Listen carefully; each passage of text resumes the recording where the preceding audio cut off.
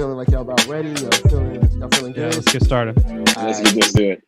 Woo! Ha ha! Late ill kid at OneYoungsta holding it down, bringing that street geek and nerd soul. What is up, my people? Today, coming with another wonderful episode of That's Right, On Screen Lovecraft Country. About to have a good time right here. To my right, your left, or however these boxes work out. Solid gold dancer, Nate Miller. What's up? That's me, crushing it on the dance floor. And in the bottom square, Olympic champion power lifter. You know him as Clement Bryant.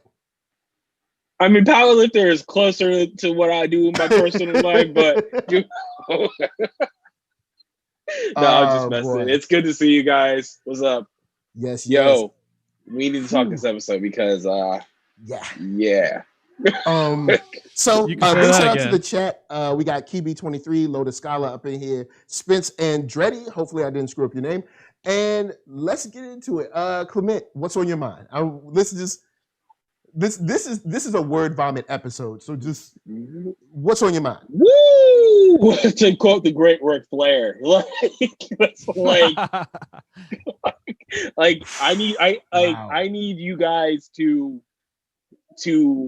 get through this episode because I literally just finished it right before I got on the chat, and my mind is going a million miles a minute right now because just like I know we've been talking the last few weeks that this episode was the episode to watch for a lot of people online.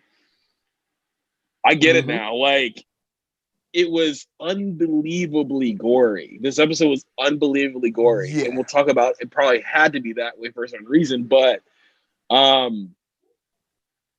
was impressed. I was really impressed, but man, like, unpacking this episode is gonna take a while for me. This might be a like, slightly longer episode, guys, just so you know. Yeah, just because there were so many themes that this episode tackled, and for the most part, they hit the nail on the head.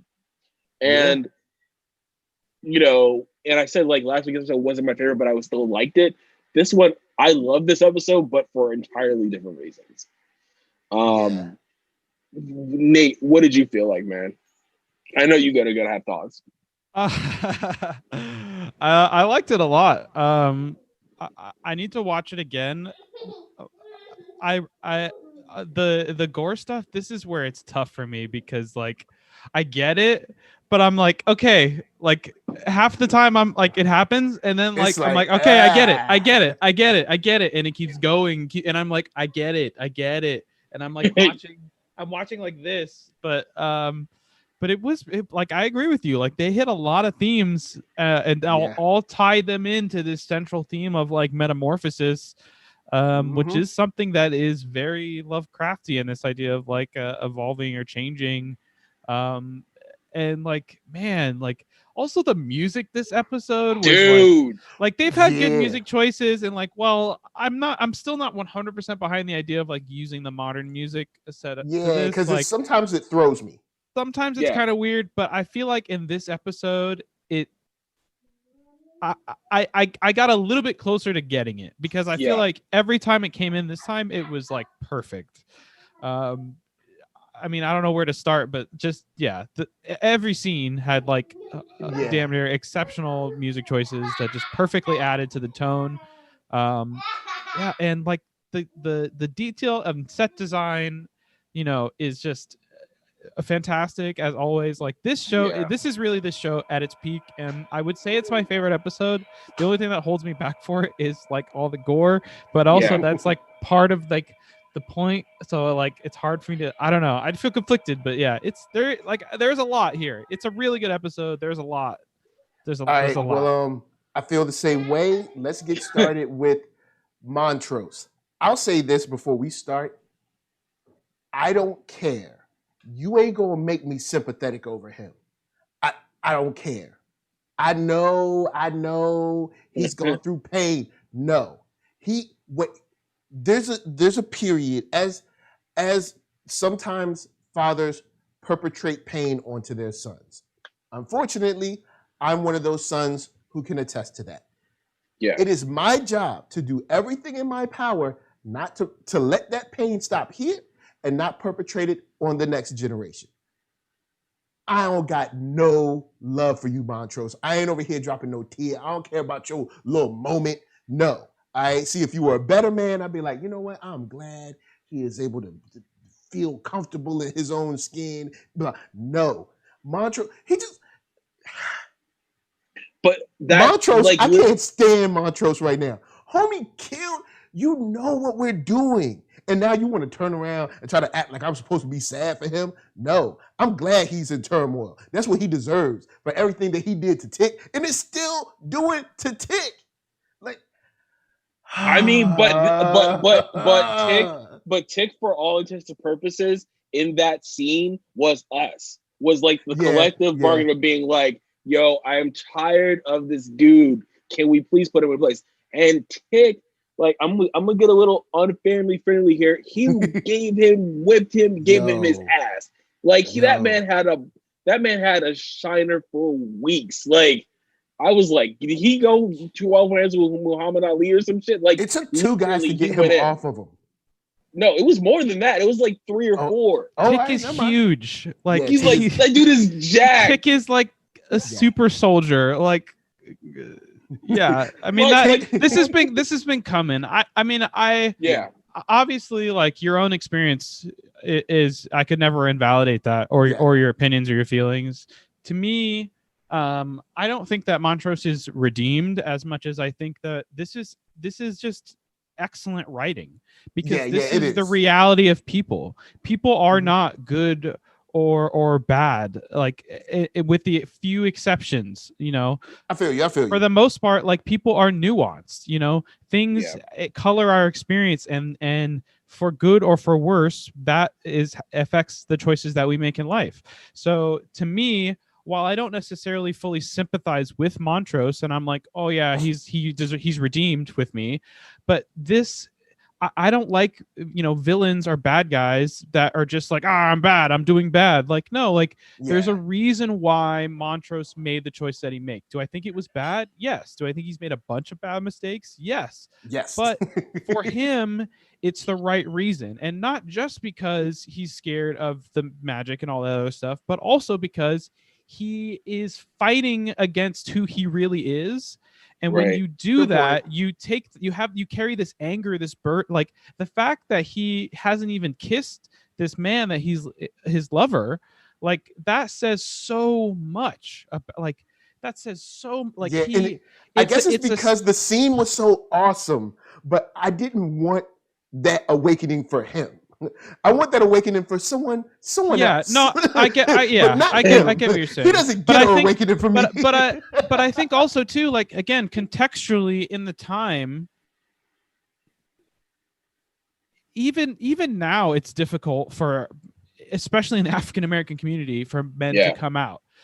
At that time, in the place that he was in, like, of course he's tortured. Like, I'm not excusing what he did, but like, for his situation, like, it makes sense. And so then for him to be, from his background, kind of hating himself clearly by not wanting to kiss someone, not wanting to accept who he is, and then like being with all these people, and then eventually in the end of him having that dance scene, and like that is an incredible, that scene was amazing change.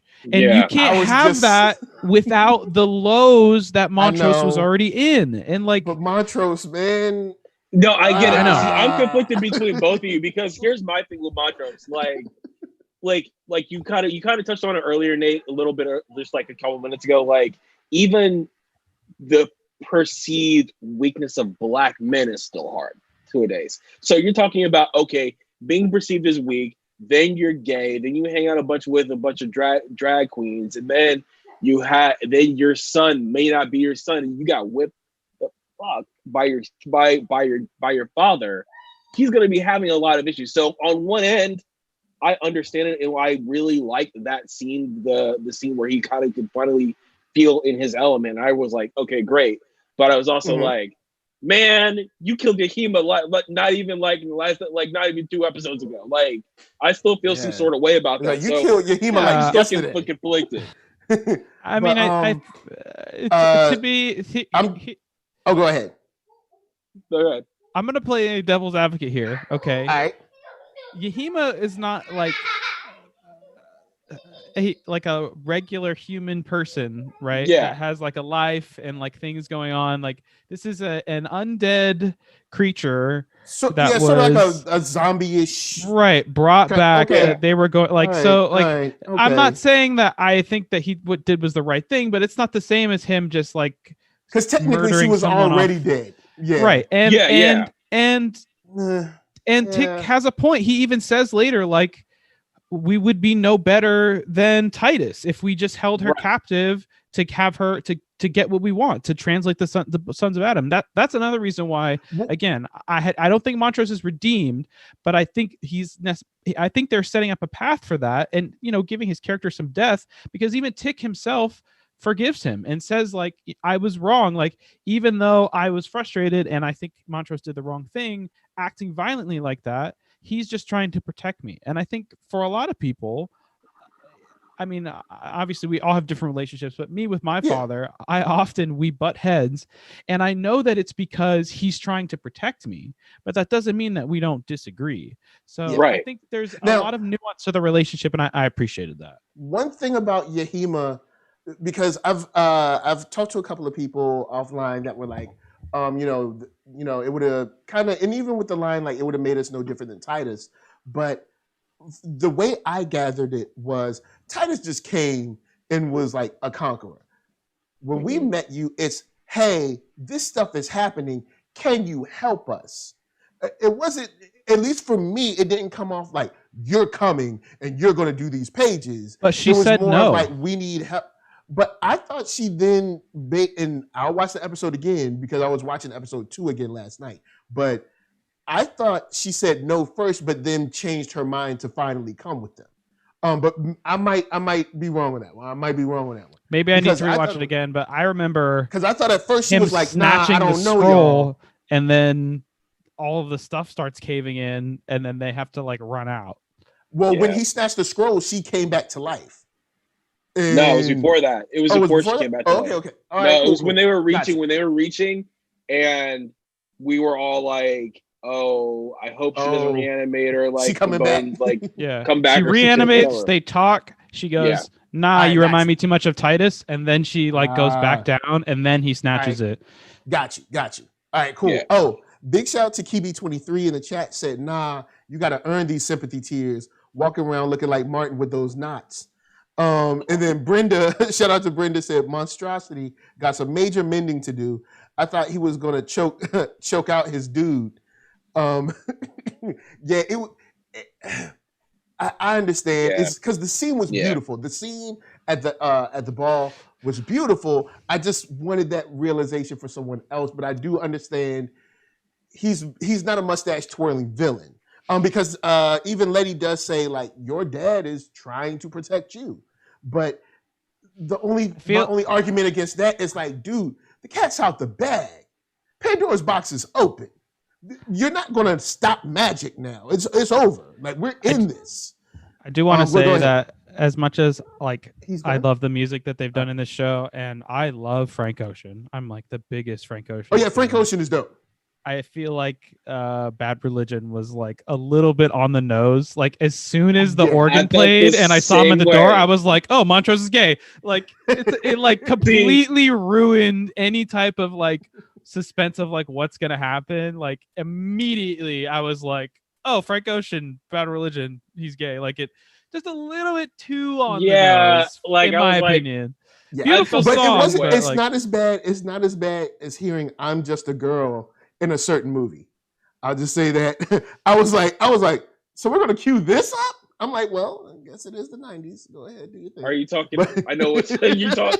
Are you talking a certain MCU movie? Yes. And I was actually cool until that joint came on. I was like, no, don't do this. Oh, you stay on track. But yes, stay on target. Stay on target. We should a whole another rabbit hole. Yeah, but we got to talk. We got to talk about Ruby, man. This episode, like Ruby uncovers a lot of stuff. Dude, these actresses, both of them, Wunmi and I forget the other lady's actresses, but like her name, but like, man, they did an excellent job pulling this off. Yeah, excellent. It was fantastic. Excellent. The white lady Jamie or something, she was on The Deuce. I loved her on that show. Yeah, I knew her face was like something spectacular. Yeah, and seeing her she was kind also. Go ahead. I was just gonna say, like her white form was one of the ladies early on in the season. Remember in the first couple episodes, where you had that lady at the with the dogs, with the dogs. Yeah. So that's a whole nother thing that we'll talk about. But okay, good. I just wanted to make sure you knew that. Thank you for working that one out.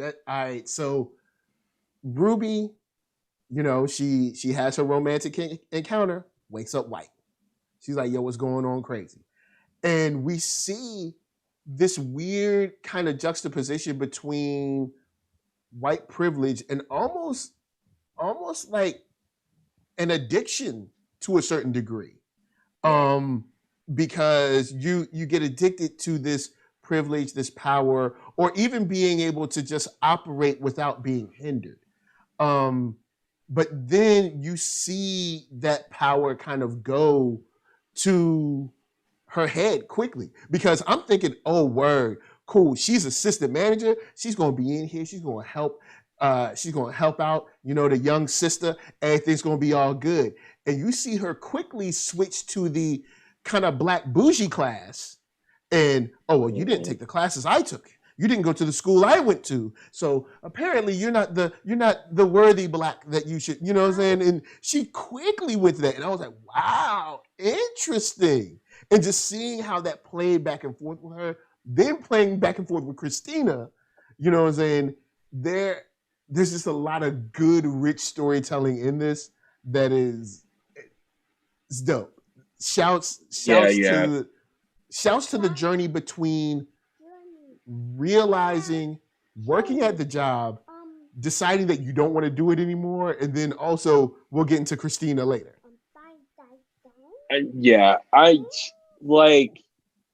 I think there was a lot to unpack, and it's also like the issue of like, now I don't want to speak for all black people, but I think some of us have always realized like not question like what it like we want to be black, but what exploring white privilege, like what would it be like to be white, to not have to deal with any of the stuff that we have to deal with as black people. And I think this came at a perfect time to explore that difference, because also Ruby changed super quickly. It wasn't like, oh, wait, you have a month or 2 months or even 3 months as it was like a day or as two. Hillary Davenport. It was like literally 2 days, and she's like, oh, well, I'm already much better than you because of X, Y, and Z reasons. But I want to go ahead. Just interject really quickly. No, go ahead. But I think what I think is interesting, at least the way that I read that scene, I don't think that so much that was because of the change at all. I think that was the attitude that was just her being her.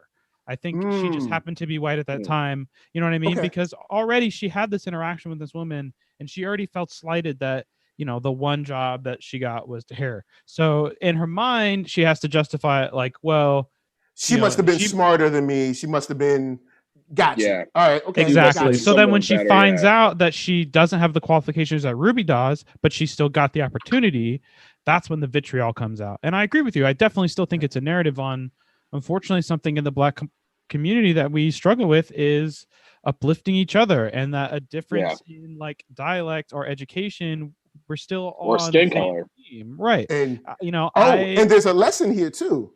Shoot your shot. Shoot your shot. That girl didn't have the education you had. She shot her shot. But she walked in on a whim, right? Yep. And went for it. And she didn't go and like overthink it and go to this course and take these things and do whatever, like, which is not necessarily bad. Yeah. But just to say that like both options are viable. I thought that was it was interesting to see. Like, I was not expecting her to go that way. But I do think that was important for her like character growth. I'm this episode, like Ruby, I thought was going to be more of like a sideline, just kind of a ancillary character to like Letty. But especially with these like last episode, definitely like made her more integral to the plot. But this one, like, again, like such great writing. The characters are diverse and have like flaws, and I'm just really excited now to see what else they have planned with her character. Like, this episode really got me gassed for the rest of the season. And I think that's how I'm feeling about it, and that's what I'm kind of trying to express. Like, I think every character was firing on all cylinders tonight. Mm-hmm, and the thing is, we didn't get a lot of Tick and Letty this episode. We got just enough where you still knew what was going on with them, but Ruby was the star player of the episode.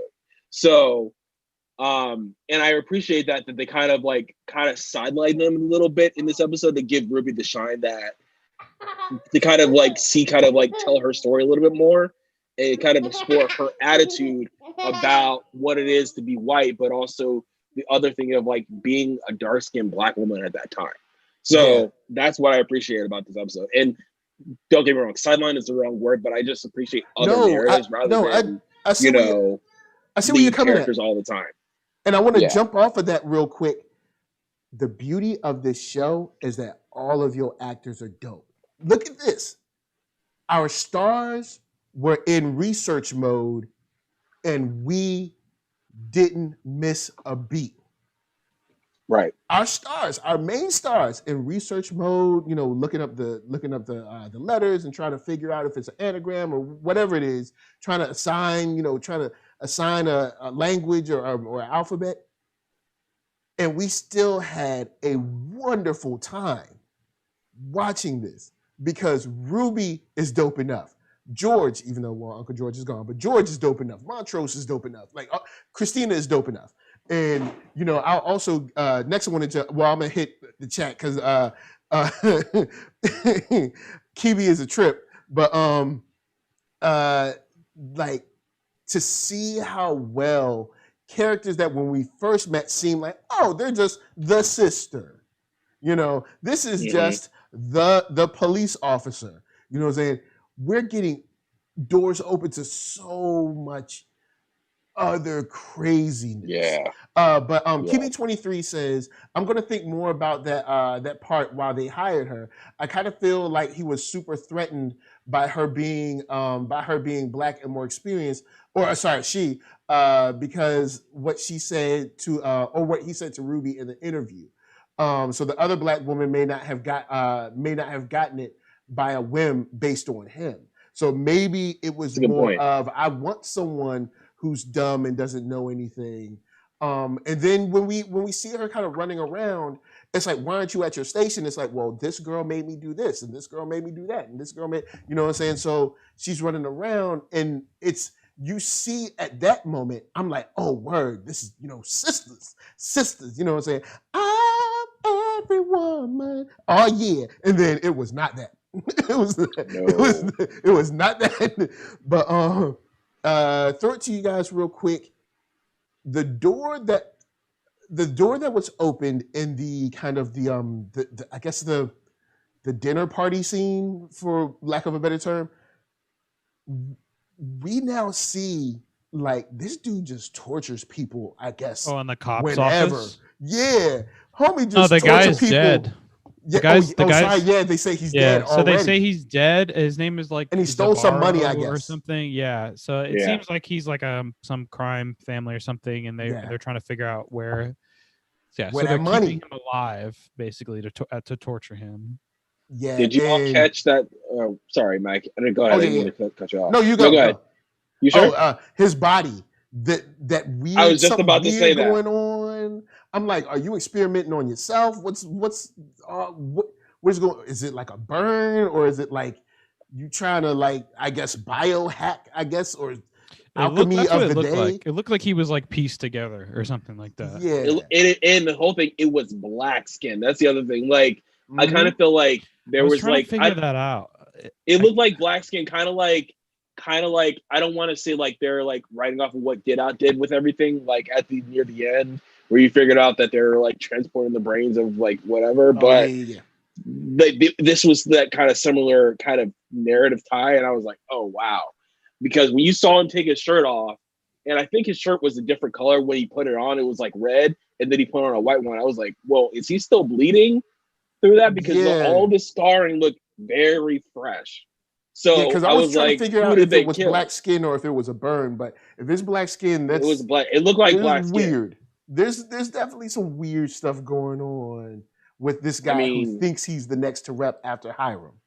We'll see. But that whole I'm Anita, oh girl, I just had you come through, Ruby. You know what I'm saying? I felt like magic when I saw you.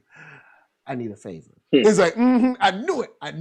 Just like waiting. I was waiting for it. It's like, oh, I thought I was so special. I made you feel like magic. Yeah, it's really hard to tell through the blinds, but it's definitely darker than his skin. That's for sure. Yeah. I don't know, man, but like I appreciate this episode for so much. Even the beginning, it was like I was like, who's this random person? And then you're like, oh wait, that's Ruby. And it's very interesting that they didn't even wait to the beginning of the episode to explore, okay, now what are you going to do in this place with these cops, and you have a black kid who's about to get beat up by these cops and to get thrown in jail for doing absolutely nothing, tying to what's going on today. They were literally they didn't wait. Making a story. I loved it. Like they were literally making their own narrative. Did you molest her? You molested her. You've been touching her. It's like, what? Like you just got here. Like what? Like, you're inventing your own police report already. He's like, and, and she spoke up for him, and she's like, he didn't do nothing in me. But that was the only scene because, like we kind of said earlier, that switch from enjoying, being black and how she always had a little bit of an attitude, but like now she's white and she has an attitude. So it's like she can get away with everything. And that switch was very quick. And that was like the one scene where you'll see Ruby, her former sliver of herself, being like, okay, I am trapped in a white woman's body, but I'm still going to be me. And then the rest of the episode plays off like in another way. It's definitely a black body. Yeah, and Brenda says, I think it was black skin. Screenshot. All right, cool. Brenda said, I think it was black skin. It looked like there was some stitching too.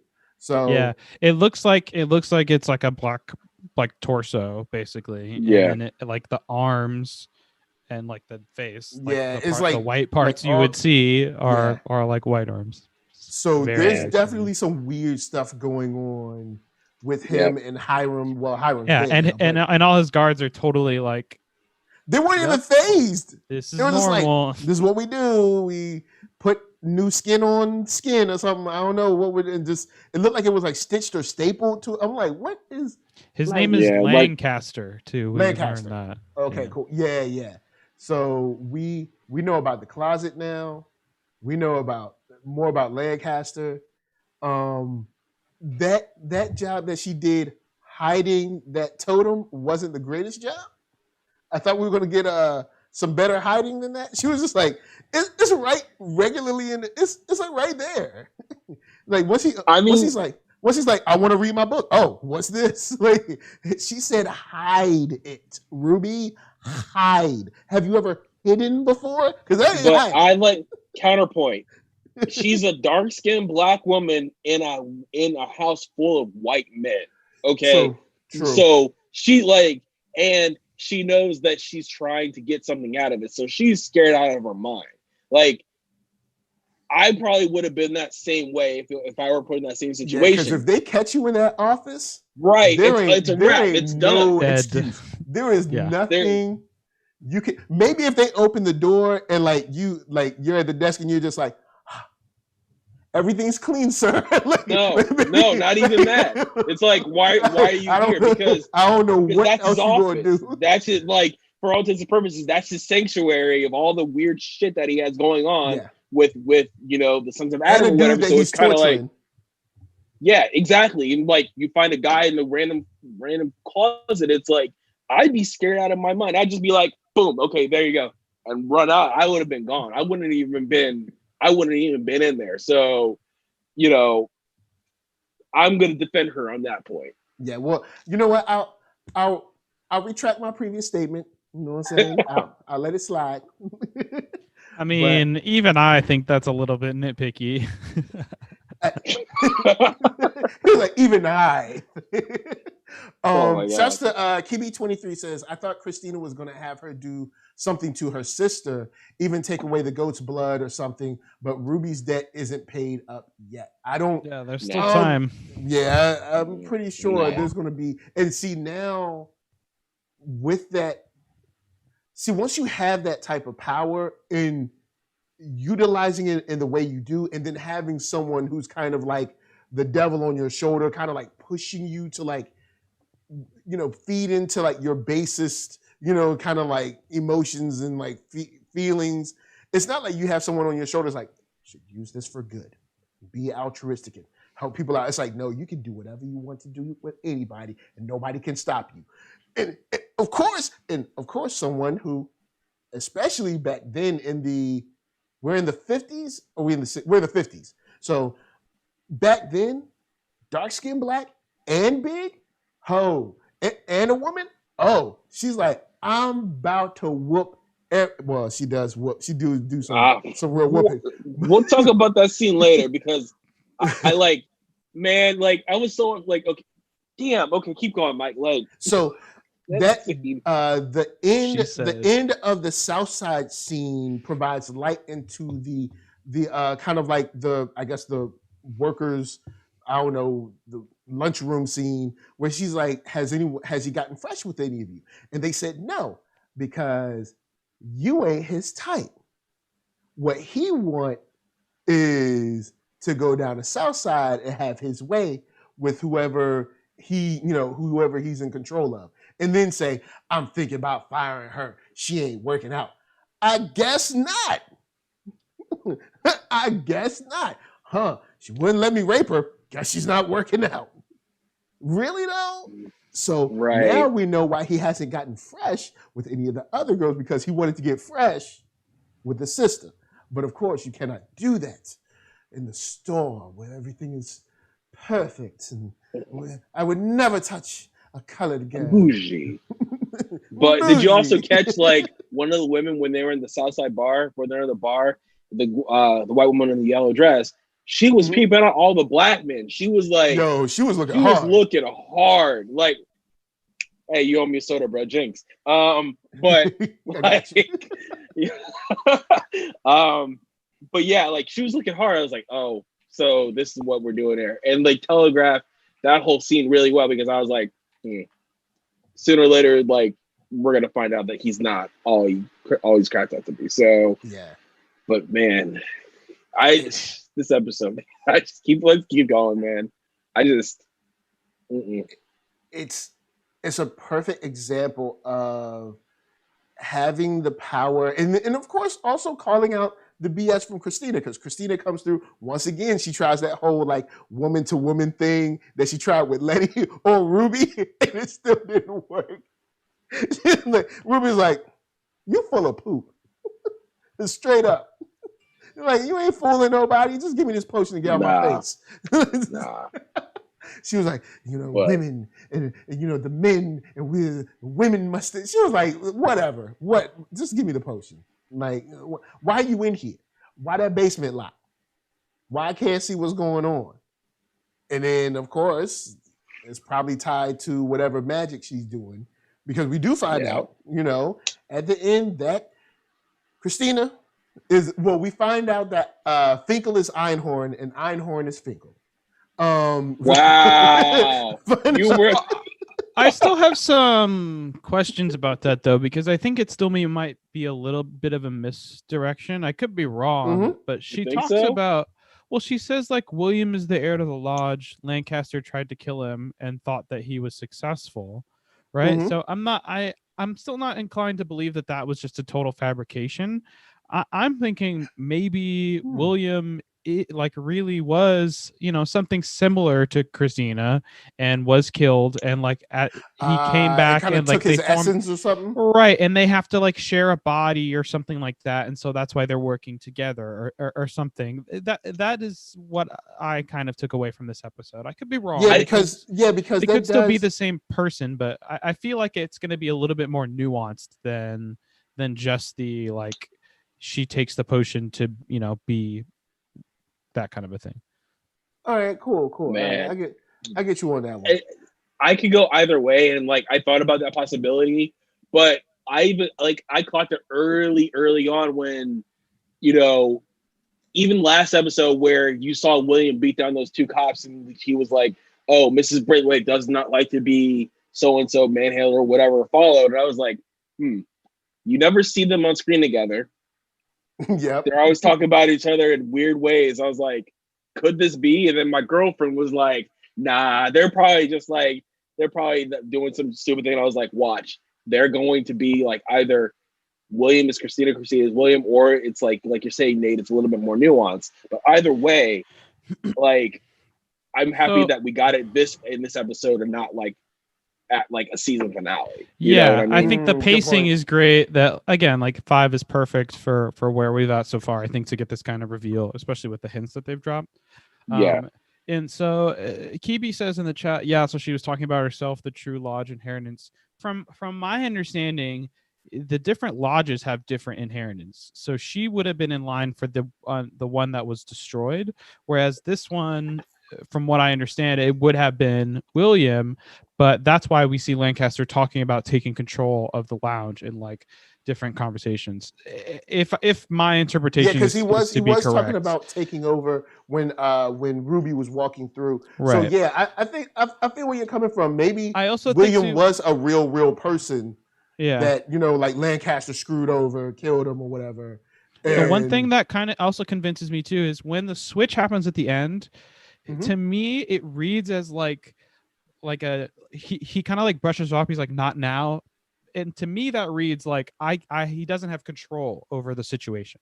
That like you know, Christina's coming out now, it's her time, she's popping out, he's like, oh crap, here we go. Like he can't otherwise, like why wouldn't you just, and the skin sip a little shed. Potion? Yeah, the skin didn't shed the same. So maybe it's a not in the same situation way. where and you like you were saying, she like right, she like comes out of him and then like her everything. hands go like, which was like absolutely terrifying also. Like I was like, dude, I was screaming. Okay, I'm gonna say this, and this is what I was gonna say earlier. I was eating a falafel sandwich from 10 degrees while that scene was happening. And I was just sitting here, and I had hot sauce don't on eat it, during okay? the show ever again. Yeah, no, I know better than hungry. that. I got hungry, but I was like, oh my god! I was like, oh. Like I was Clement was like, ah! he was like, man, I'm hungry. Let me eat this sandwich. Oh, like that's exactly it. Just like, oh my god! Like I was what you get. Screaming, eating chicken. Skin comes off the chicken. Oh, don't do that! Don't do that! Don't do that! Don't do that! Oh my god! No, oh my god! Just like okay. Oh my god! Oh, I can't with y'all. Anyways, man! Shouts to KB. Y'all KB, messed me up. You're right. The woman that Ruby turns into is the woman from the first episode. So yeah, that's the connection. Clement was talking about that earlier. A couple people coming in late. Shouts to Voices in Espanol. Yes, we did talk about the captain with the weird kind of like stapled on black skin. We'll see where he goes from it, because I don't think his story is done. I think there's definitely more. I don't know. There's more contention between him and Christina. Well, we also know from this episode too that he's also after the ornery as well. Again, like this show is fantastic at having this great dialogue that's like, you know, filler dialogue that actually is not filler. It's all like relevant plot stuff. So we get to hear them talking about the Winthrop Observatory, and he's going to try to make a push to like get them thrown out because they are thugs, of course. So some interesting stuff there. He's definitely going to be. Yeah, I mean, he definitely could be, if one of many big bads. It seems like.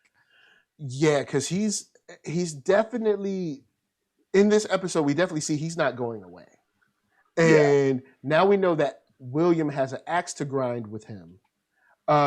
Christina ain't too keen on him. Now they have that little like totem or whatever with the Ruby place.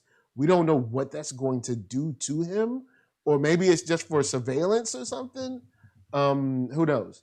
But because maybe it's something that'll, you know, like maybe capture all the words or conversations and shit. I don't know, but it's like a magical, you know, whatever it does, but it ain't gonna be good. So, you know, what's going on in Chicago is going to be very important. And then also talking more about portals and pathways. And so we're definitely going to take a jump, you know, to some other places, I believe, especially since the preview for the next episode, we see what may be a flashback, but I don't know if I doubt the whole episode will be a flashback. I think they're trying to swerve us. I think 80% of it will be flashback. Yeah, it seems like there is a lot going on there, because it seems like we're gonna get his war backstory, their connection, also something about his injury, and then also something about her going and killing bunch of people. So it seems like there's a lot. Because he called her, and immediately she was like, "I told you not to go back. I told bruh." So it's like and this is the episode I've been waiting for, because I'm like, I told y'all last week, I was like, there is some weird, messed up stuff with Tick that they've been alluding to over these past, last week, 4, about 5 episodes, that something happened in Korea with him that he hasn't wanted to talk about it. It's kind of like messed him up in such a way that all the stuff that's going on now is kind of like a cakewalk to him. Yeah, because definitely something supernatural happened to him over there. Because for him to immediately call her in episode 1, I think it was 1, immediately call her once things started hopping off.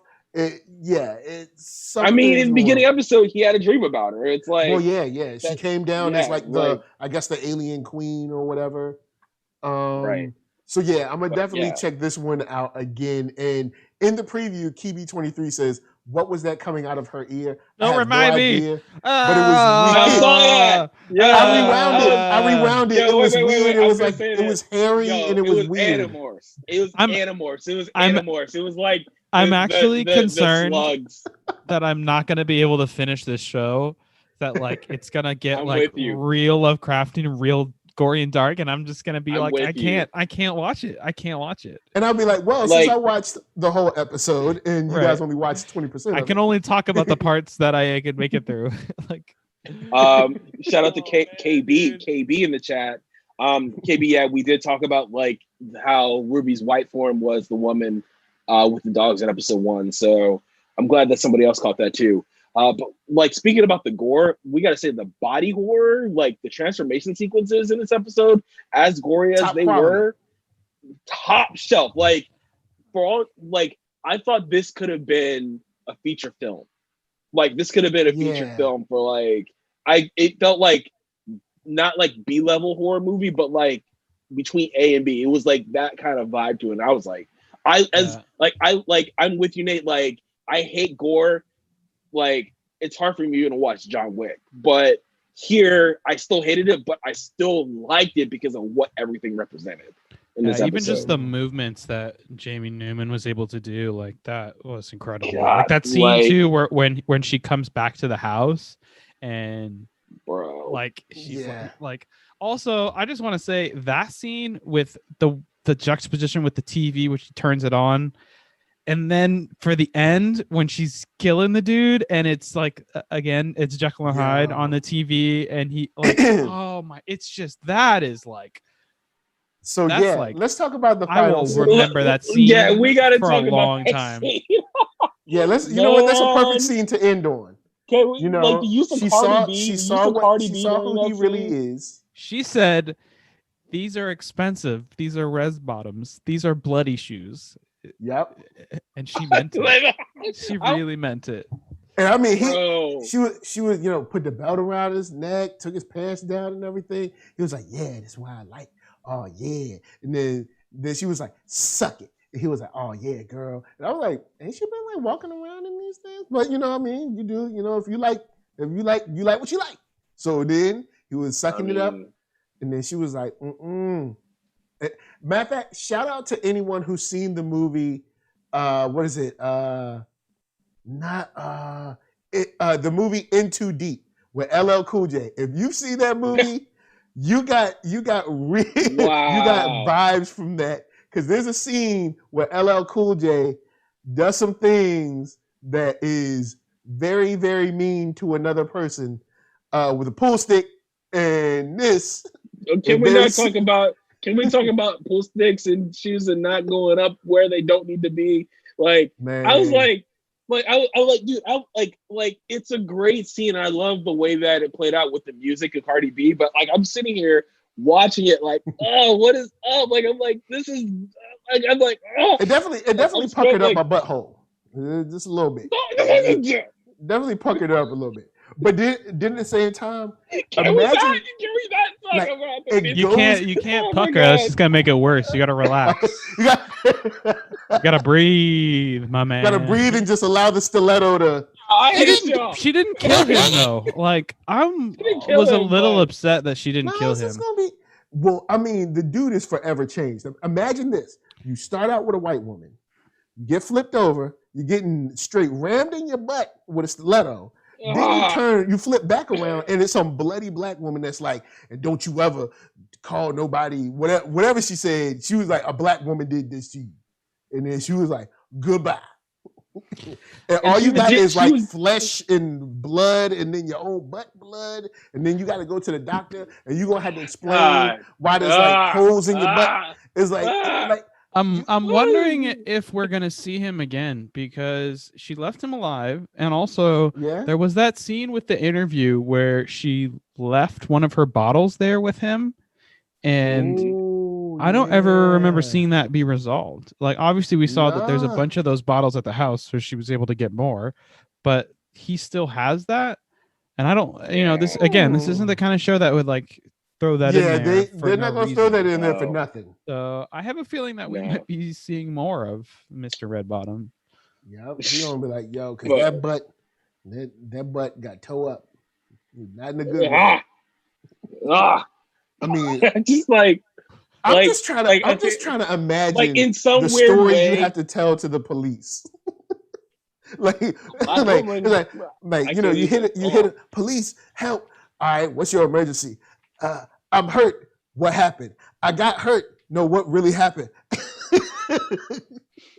I got beat up. How'd they beat you up? No, they don't do all that. But still, when you get to the doctor, someone gonna be like, "Yo, we just finished out surgery, but this still got a whole bunch of holes in his butt." I don't know. Can we start? Anyway, how you tell your wife you had a belt around your neck with holes in your butt? All right, see that's what you get. Stop trying to rape people, and you won't have holes in your butt.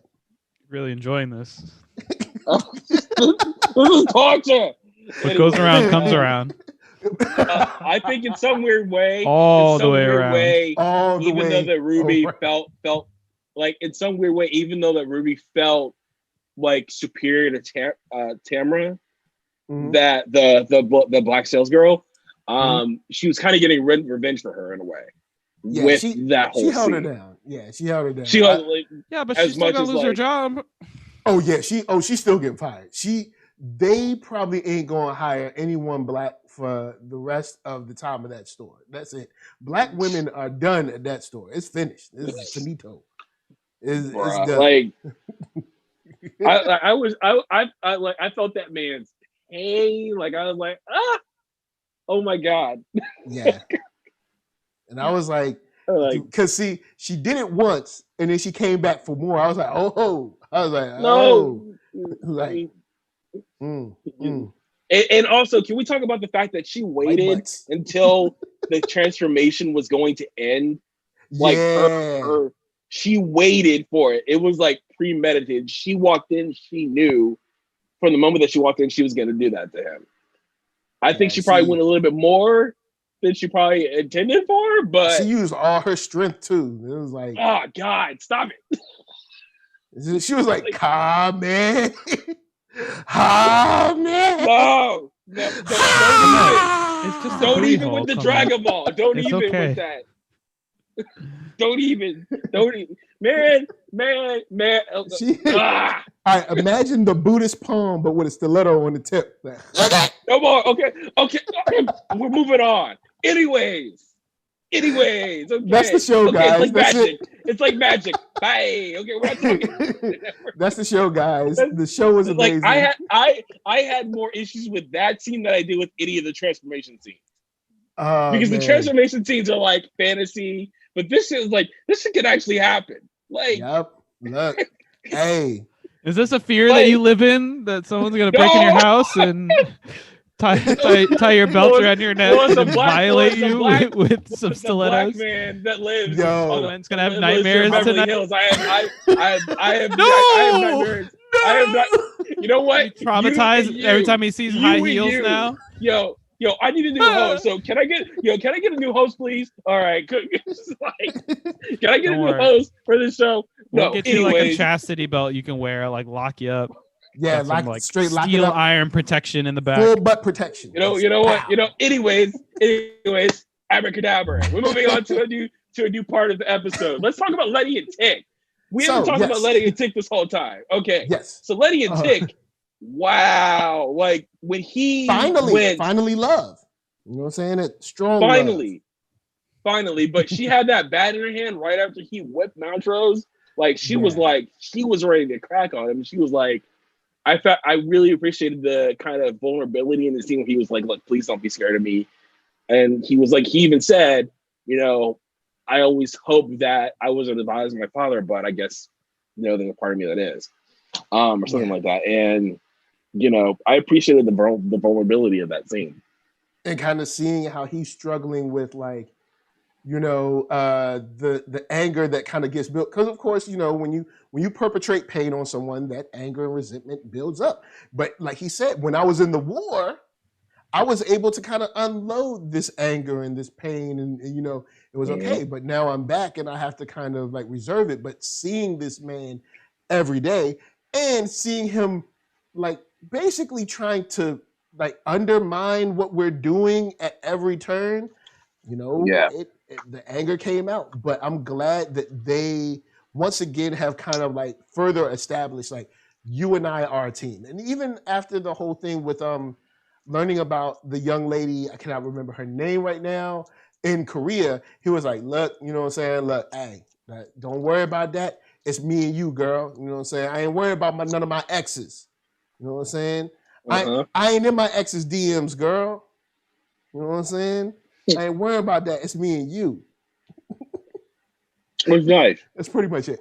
But they also got it on, man. That scene was, Speaking I think of every love bottoms. scene. Oh yeah. You're right. Yeah, he's right on that one. He's definitely right. There's everybody had some love of some sort this episode. You know, everybody got a little sweet love. I'm glad that they're not dragging it out, especially with obviously next episode is going to complicate everything. But yes. I'm glad that they kind of just brought them together now. Voices, come on, voices. Letty and Tick snooze. Come on now. Really? Come on, voices. I mean, I kind of agree. Like, it's like, I mean, it's not bad. It's just like, okay, like the two main characters that are both super attractive are gonna hook up. Like, I don't. There isn't like until we get this more interesting thing, which is obviously about Tick's background, that's gonna make it like complicated. Right now, it's just like, why? Yeah, why wouldn't they be together? Like, they're both super hot. They both like each other. They're both relatively okay people. You know, they have these shared traumatic experiences. Like, I'm not saying it's a bad thing, but it is kind of like, you know, it's just checking off the box. It's not like, oh, wow, this is crazy. Like, they have this crazy chemistry and they have this history. Like, no, it's just like, all right, cool. The two hot main characters. Well, no, they do have some history. They knew each other from their youth, and they have this shared trauma. But that's not history. That's like I knew you when we were young. Like, he has history with this Korean. No, he has history with this Korean woman. That's history. Like, he's like, when you kill people, that's history. Well, but it's not, something happened there that fundamentally changed him. And I wouldn't say the same about, at least from what we've been led to believe, his interactions with Letty when they were younger. Yeah, but I mean, there's still formative years. You know, the formative years. There's still like history there, and also we don't know how far their history went. For all we know, they were best friends all the way up to the moment that he went off to war. And he came back and he's like, hey, you're back. What's going on? It's like, we don't know how deep their relationship is. So I still think there's a version of history, kind of like with my sin, but like whoever this Korean woman is, I think I'm looking forward to this episode because this is the one I've been waiting for more than this episode. Yeah, because I definitely want to know what went on in Korea. Like, something crazy happened, especially since we got the earworm coming out and stuff, and people dying. Yeah, thank you. So karma. That is karma. That is karma. Karma. Okay. Anyway, KB says earworms and a little butt penetration are not the same. Unsafe butt penetration, which also and non-consensual, of course, which we are not fans of. Yes, also leads to the possibility of tetanus shots because it's not like a stiletto that's been walking around the dirt all day is super safe to be injected into your butt crack. I mean, you're in a department store though. Well, I mean, I assume she walked outside a little bit, some little gravel on it, some dirt. You don't want to put dirt in your butt. So, I mean, I guess there's that. And so, but Lambrage Moon, I hope I'm not screwing your name up, says he ignores her, see her with another man, desires her, bangs her in the bathroom. He blows up at her after he attacks his father about not taking pictures when he finds out she did. There's a few more moments between those, but I guess I could see where you're going.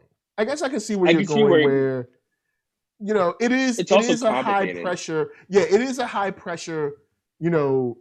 Situation that they're both in, and I think he's been that way because he didn't know who to trust and who was trying to kind of stop him or undermine him or whatever.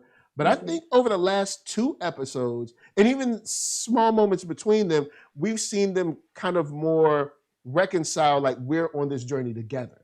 But I could be tripping, but that's where I see it. So Tick, we keep on talking about Tick in the war, but Tick for all of his good qualities of being a strong African American man, being a family man, caring about his friends and family. So whatever he went through in Korea messed him up in a way. You can tell he's different. They keep on saying he's completely different. He acts different. His people still care about him, but there's a complete difference about when he comes back. So I think he comes back and he's got a ton of issues that he hasn't worked through yet by the time he meets up with Letty again. So I could see it being something like that too. Not to excuse anything that he's done against Letty. Yeah. But yeah, I guess, of course, guys, continue the conversation with us in the comments down below. I feel we've exercised a good amount of the demons in this episode because there were many. Of course, before we get out of here, we have an awesome panel of folks down below, bottom square, Olympic champion, powerlifting, Clement Bryant. At Twitter and Instagram, Clement Bryant, not talking about butt penetration or whatever. But, Brian Wunmi, we'll talk more about this episode. Dangerous butts. All right. Right here to my right, international man of mystery. You know him best as a solid gold dancer, award-winning pianist, Nate Miller. That's right, and I'm not talking about the piano. My name is Dog Like Nate, and you can find me everywhere: Twitter, Instagram, and also twitch.tv/Dog Like Nate. That's dog with 2 G's. Feel free to hit me up. We can carry on the conversation about the show. Also, I am happy to talk about all things butts, butt penetration, butt size, butt appreciation, all that stuff. So, yeah. Me and you, we gotta talk. Of course, NERDSoul, Facebook, Instagram, Twitter, all in places. Had a great time with you guys. Hit that thumbs up. If you like what you're seeing, hit that thumbs down. If you hit that thumbs down, I'm going to tell Lancaster about you. And who knows what's going to happen with that. All right, Lancaster, he's going to have a dinner party, and then you're going to be in the closet, and then you're going to be throwing up or something, and then a black woman going to come in. You ain't going to know who she is, and she's going to be scared too. And then you don't want that. Podcast as well, if you want to get your listen on instead of look. And Spotify Music, get your jams on. Guys, thank you for coming through. We got Arcatron, that's right, ARCKATRON, to get y'all out of here. From us to you, we say thank you for chilling and peace. Later, guys. Peace. Man, don't trust no woman that wants to put a belt around your neck. I'm just saying. Hey. Anyway, we out. Peace, y'all. Later. Man.